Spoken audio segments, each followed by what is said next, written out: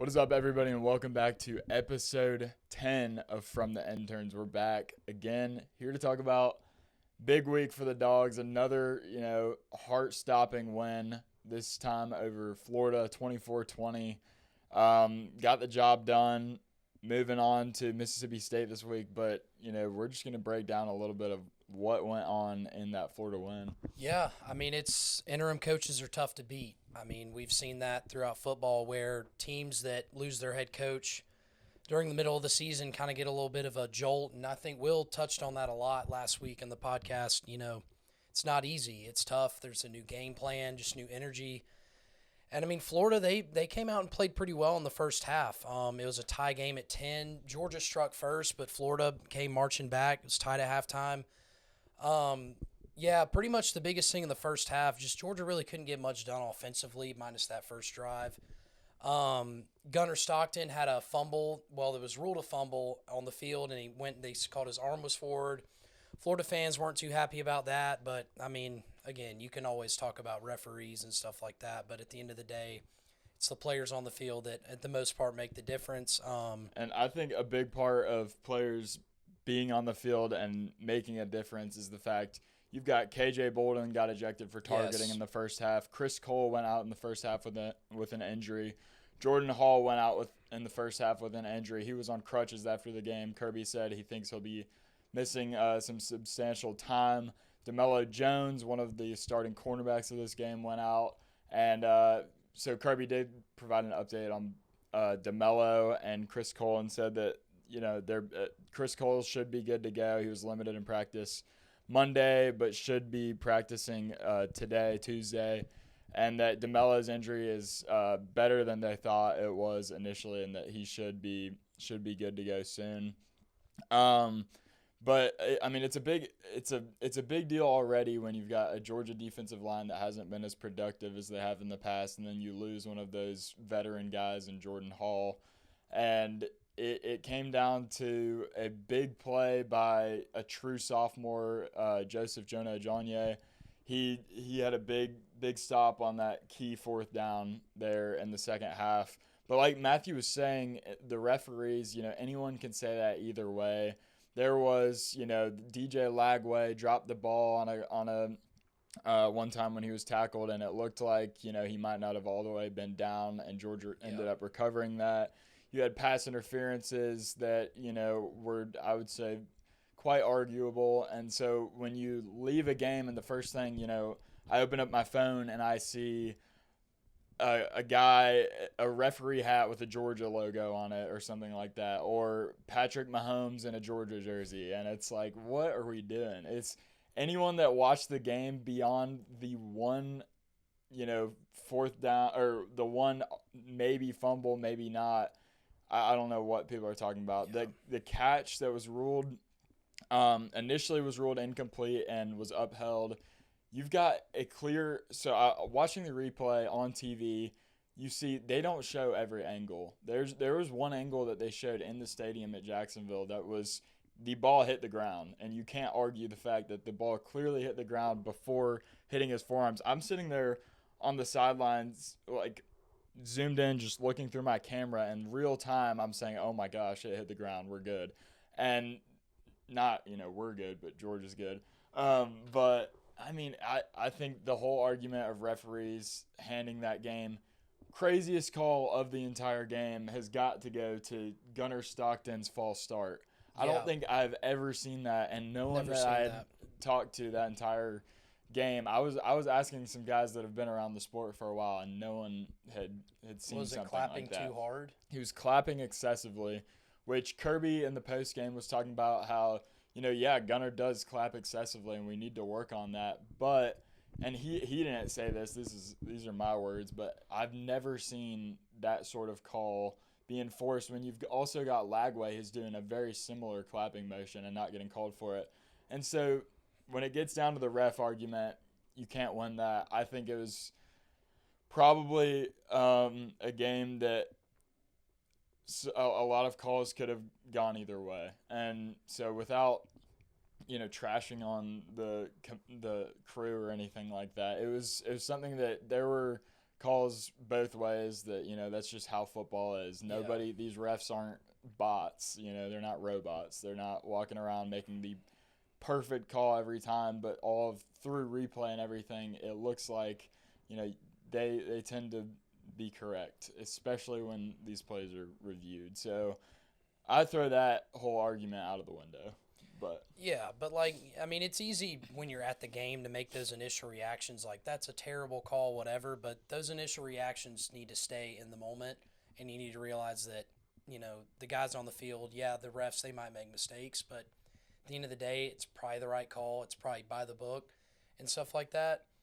And so one penalty does not dictate the whole game. It's like, if you look at the end of the game, the key fourth down stops by the Georgia's defense, I think that's might have been what won Georgia the game. It isn't because the play at the end of the second half was ruled an incompletion and not a fumble. Like it feels like every week for the past few weeks, we've looked back at things that people somehow get mad about and be like, you can't, as a team, let that define you and be the reason that you lose. And fumble that results in a field goal and late in the second or first half, that's something you move on from and you go play the rest of the game.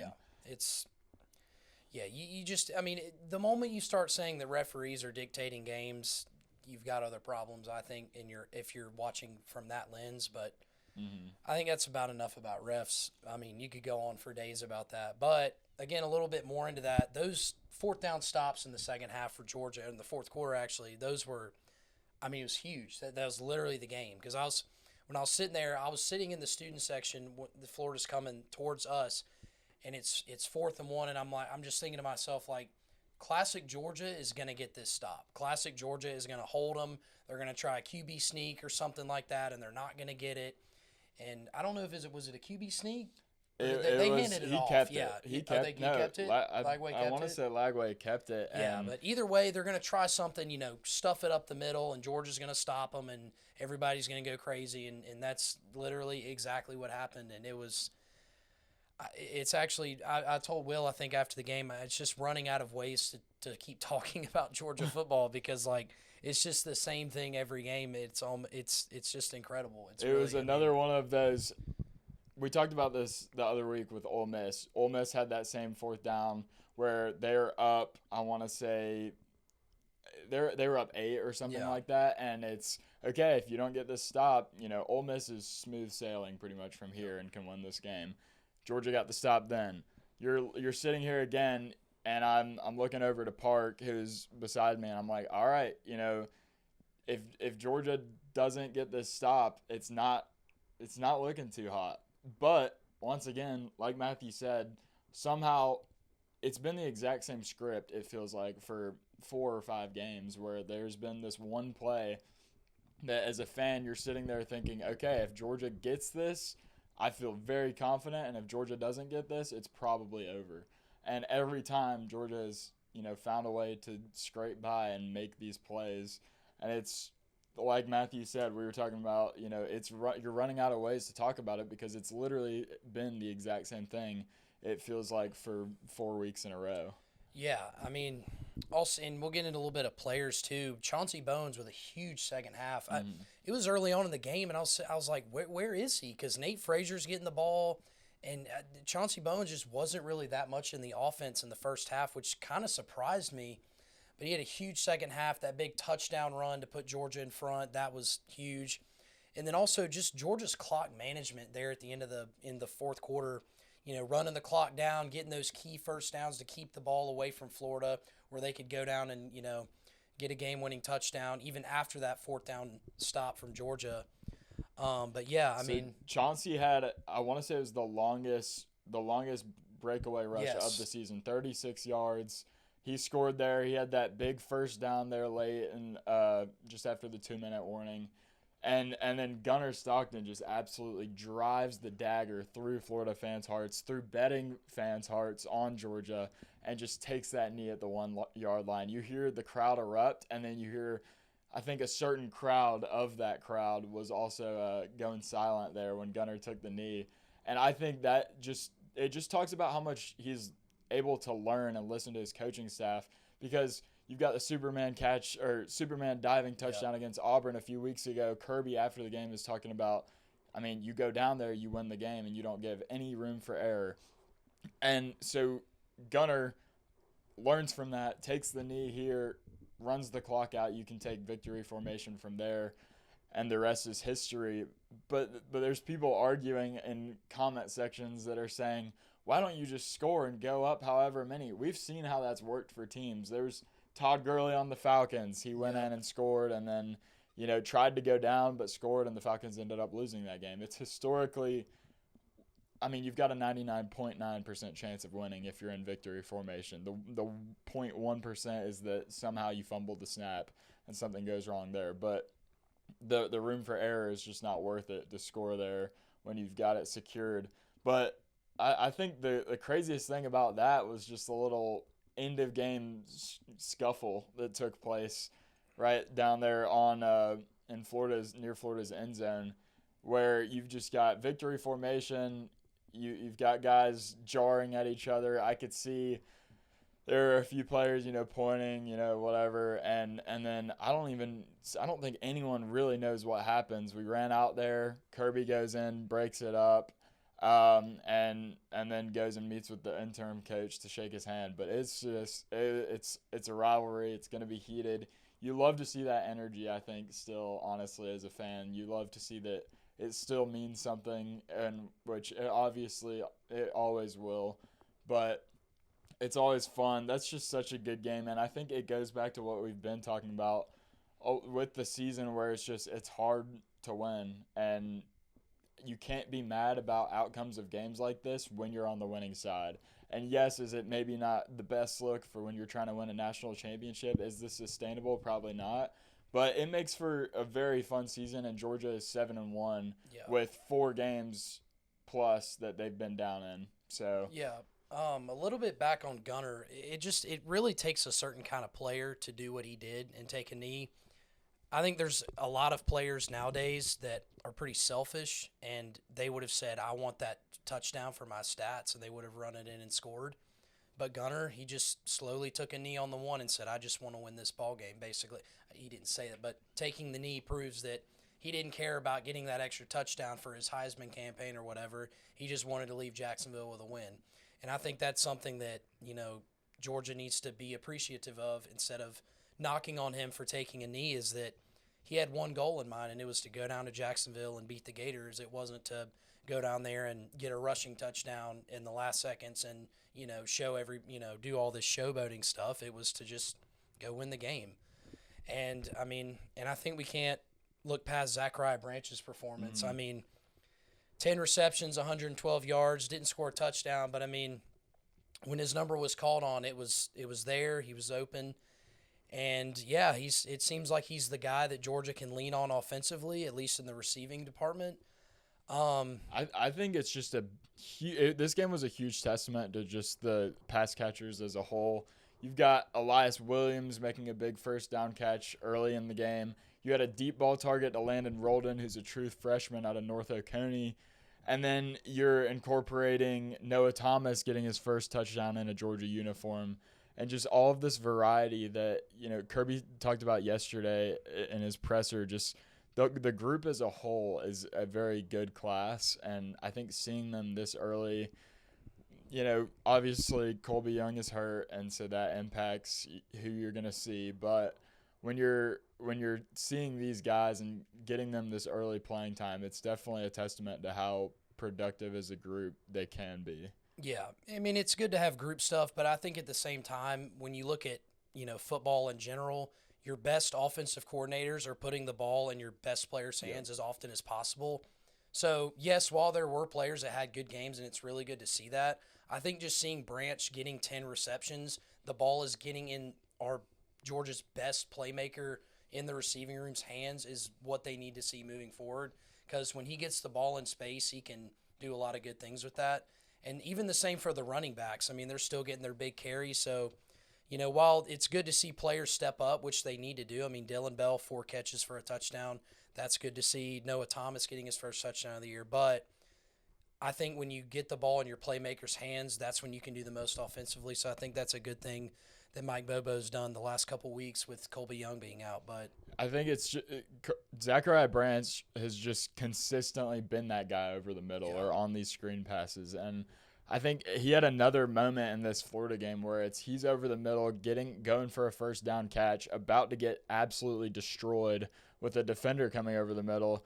And then he holds on to it, gets up, does his little first down celebration, and moves on. And he's just been the guy that Gunnar Stockton can go to in these high-pressure moments. And it's, like Matthew said, it's huge to see that, Bobo and Gunnar and the team as a whole know that this guy needs the ball, and he's a difference maker. And I think he's one of those guys that I was talking to one of my buddies, and he compared him to Zay Flowers, which I really like that comparison. And I think he's one of those guys that Georgia's going to look back on in the future when he's in the NFL eventually and be like, we did what we could with him, and he's a competitor, and he's going to have some solid numbers, I think, professionally. Yeah. But, I mean, just kind of briefly, look, Florida, they came out ready to play. I talked about it a little bit earlier, and I think one of the things I said was, Georgia needs to come out early.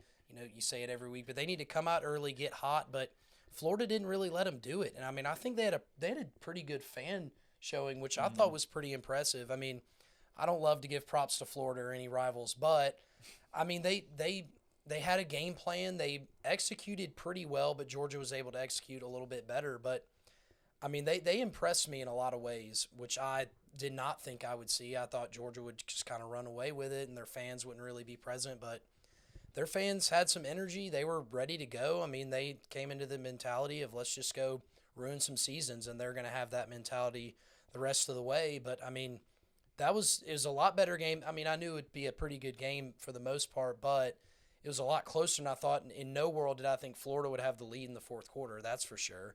But, they came out there with a game plan. They executed pretty well under an interim coach, which is not easy to do, even though those teams can be tough to beat. But, this has got to be a little bit of props to them. And, their program doesn't have much direction right now, but we'll see what happens with them in the offseason. So, with that comes none other than Pizza Performance of the Week.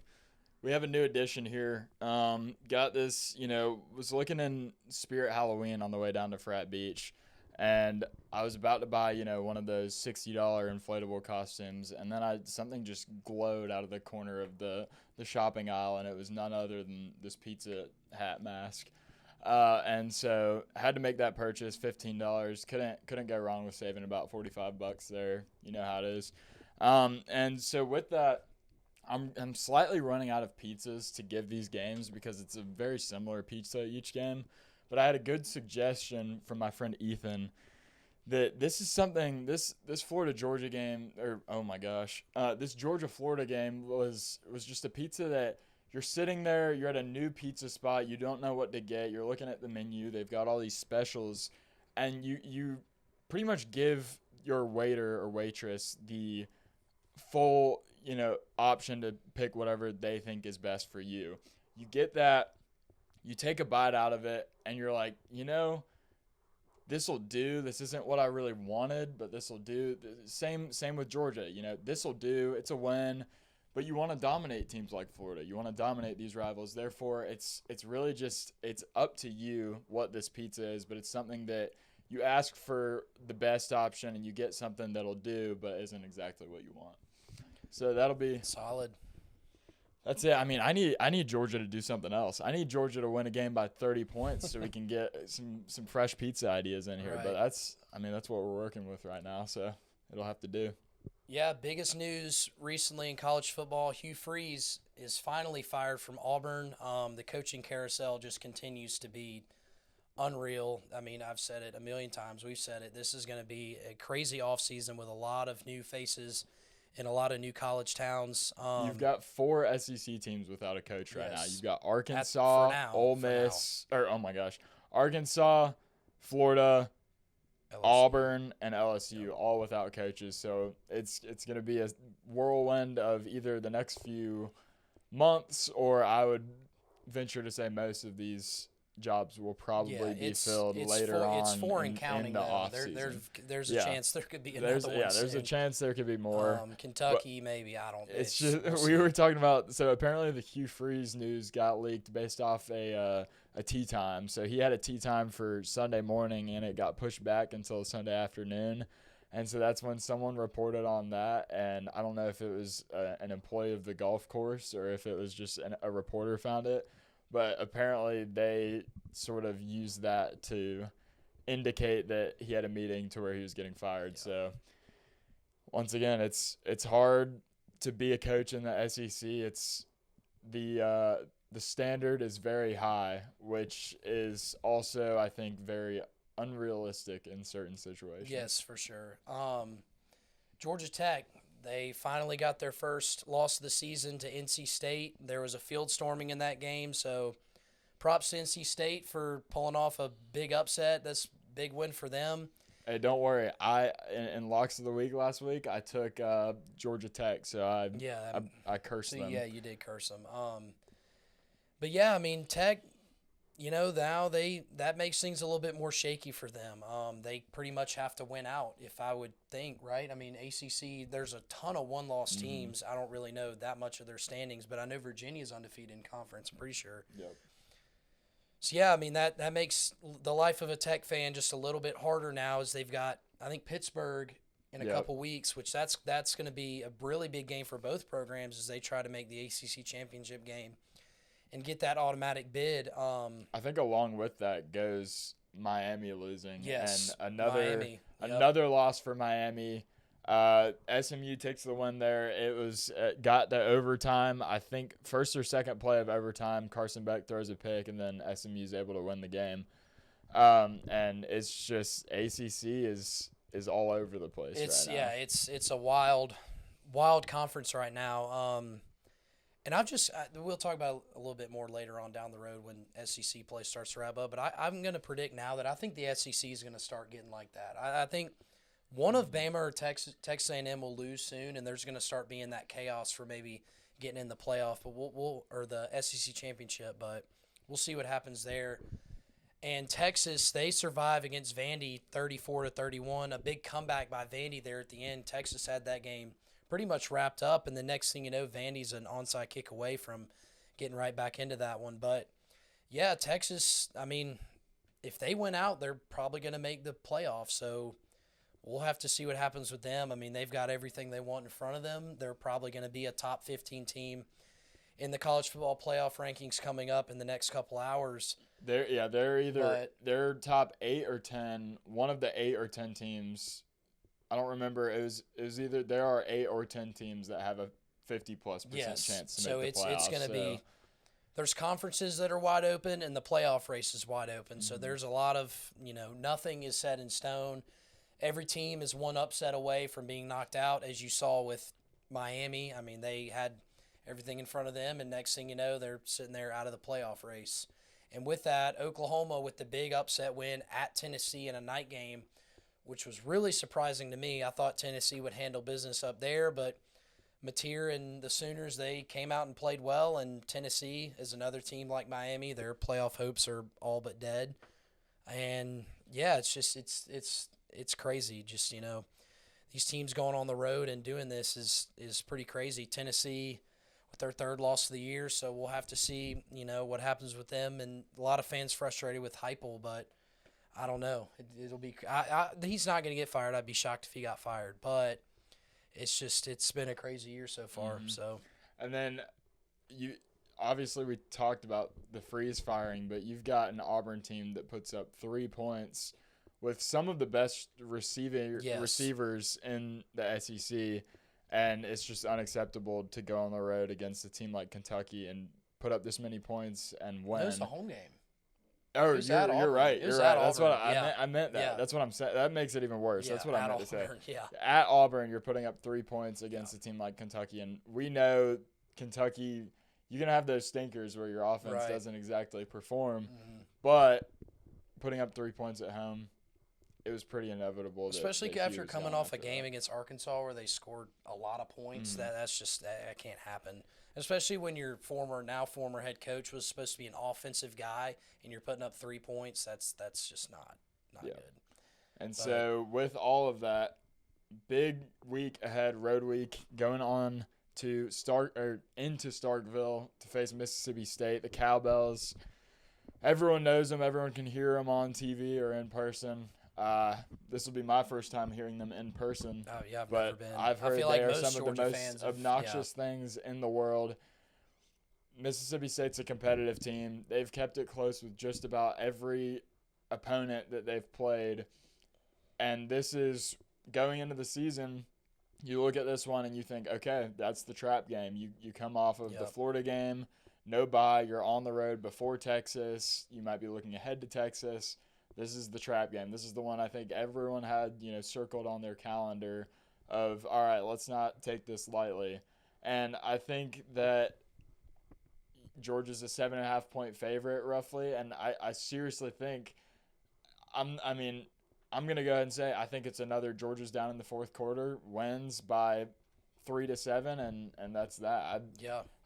This team is just very, very competitive and has kept it close, like I said, in just about every game they've played. Yeah, I mean, they're a rebuilding program. So, they're obviously not one of the premier teams in the SEC, but they just got their first conference win of the year last week against Arkansas in a really good football game at Arkansas. Got the win on the road. Big for their coach, big for their program to just, get a road win in the SEC, which is not easy to do. And at home, they've been tough. They barely lost to Tennessee. They barely lost to Texas. Both games at home earlier this year. I mean, they're just not really that bad of a football team at all. I mean, they're 5-4, I believe, or 4-5, one or the other. But I mean, it's going to be a good football game. And if you think this is just going to be a cakewalk, it's not going to be. It's going to be tough. They've scored 35 plus points in their last 2 games. I mean, if we're being honest, we've seen Georgia's defense be pretty vulnerable at times when it comes to offenses that can put up some points. Mississippi State has a lot of talent at receiver. Their quarterback's solid. He turns it over a little bit, but they can put up points in a hurry, and that's something Georgia kind of struggles with a little bit when offenses can move down the field pretty quickly. We even saw Florida last week have some pretty explosive plays down the field.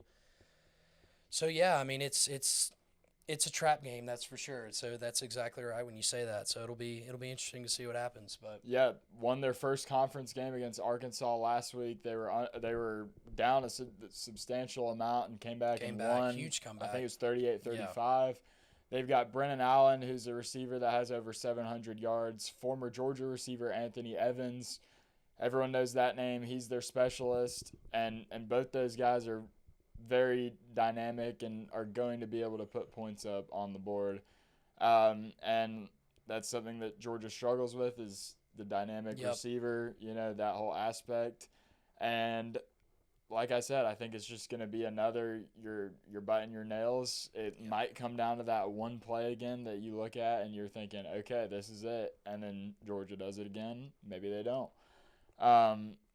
But that's really it for Mississippi State. Yeah, I mean, but one thing I put down is this is another team Georgia's playing that doesn't have anything to lose. I mean, now with Tech losing, if you look from Florida down the rest of the schedule, it's all teams that are just either playing for their life or they're playing with just nothing to lose to go upset, which that's not good news for Georgia considering it's not easy to beat teams that are just going out there and playing football because they enjoy doing it. I mean, there's no pressure. Texas might have a little bit of pressure, but Mississippi State, I mean, they might be playing for a bowl game, but other than that, they're just playing because they want to beat Georgia and they want to go execute their game plan. And it's going to continue to be tough every single week on Georgia, just these teams they're playing that, they're either fighting for their life or they're, just playing for nothing to lose. So it's going to be tough. It's going to be loud. It'll be an early kick, which early kicks can be kind of difficult to get up for on the road, especially when you're kicking off before noon, which it will be before noon. It'll be at 11 a.m. So yeah, it's going to be a good football game, and I'm pretty excited to see how things go in Starkvegas. Absolutely. And speaking of Vegas, we're going to get into our locks of the week. Unlocks Last week, unlocks of the week. last week went 1-1, big week for me. Shot 50% instead of 0. So like I said earlier, had Georgia Tech, they didn't cover or win. And then I had Ole Miss to cover over South Carolina, which they did in fact do. And so now I'm going to say my 2 picks, take it with a grain of salt. I think I'm maybe 2-16 in this segment. But I've got West Virginia -6.5 over Colorado. It's at home. It's Morgantown. Colorado's starting Julian Lewis, the true freshman who actually is even younger than he's supposed to be because he reclassified. I think the moment might be a little bit too big for him. And West Virginia's coming off of an upset win over Houston, so I think they might be able to ride that a little bit. Take the win there, cover over Deion Sanders in Colorado. And then I'm going to fade my normal pick of interim coaches are scary and say that Vanderbilt covers over Auburn.